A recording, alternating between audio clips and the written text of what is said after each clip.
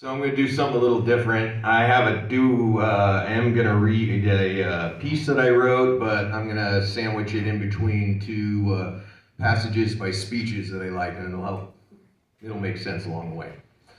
So, as I turned 40, I started thinking about the people in history and people that I admired most. And I could try to explain it the best I could, but I figured the best way to explain it is using another person I admire a lot, which is Frederick Douglass. So I'm using a passage of a speech of his from 1881 that was given 20-some years after the Harper's Ferry raid, given in the same spot that had happened. I wish, however, to say just here that there are no foundation whatsoever for the charge that in any way urged or instigated John Brown to his dangerous work. I rejoice that it is my good fortune to have seen not only the end of slavery, but to see the day when the whole truth could be told about this matter without prejudice to the living or the dead. I shall, however, allow myself little prominence in these disclosures. Your interests, like mine, are in the all-commanding figure of the story, and to him I consecrate the hour. His zeal in the cause of my race was far greater than mine. It was as his burning sun to my taper light. Mine was bounded by time, his stretched away to the boundless shores of eternity. I could live for the slave, but he could die for him. The crown of martyrdom is high, far beyond the reach of ordinary mortals, and yet happily no special greatness or superior moral excellence is necessary to discern and in some measure appreciate a truly great soul. Cold, calculating, and unspiritual as most of us are, we are not wholly insensible to real greatness. And when we are brought in contact with a man of commanding mold, towering high and alone above the millions, free from all conventional fetters, true to his own moral convictions, a law unto himself, ready to suffer misconstruction, ignoring torture and death for what he believes to be right, we are compelled to do him homage. Wow. Right. My piece. What does the idea of John Brown mean to me? What would he look like if he were around today?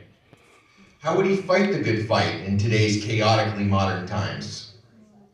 How can we summon our inner John Brown and turn our words, speeches, and orations into black and white, hardcore, on-the-ground action? We must never look the other way when any group is marginalized.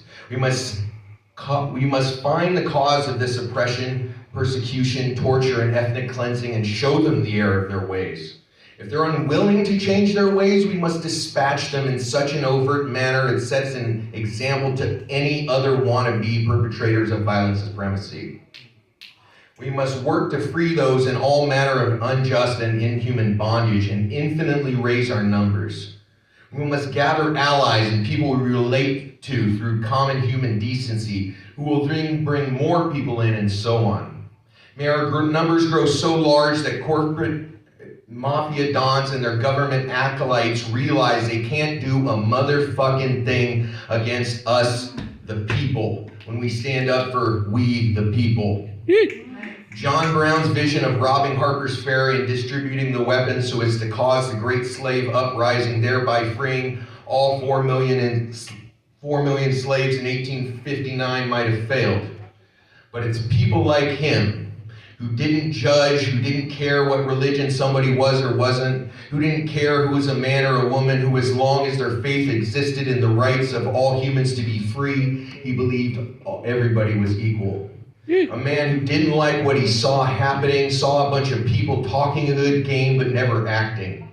He gathered like-minded people and said, let's fucking do this thing already. People are dying out there. It's time we act and take the fight to them and show them in an overt manner that they can't fuck with us. He was a man who set an example for not only how people of all stripes can work together on a level playing field, but how we can get our power back by taking it back. We can rise up to overthrow our oppressors. We just have to go on offense from time to time.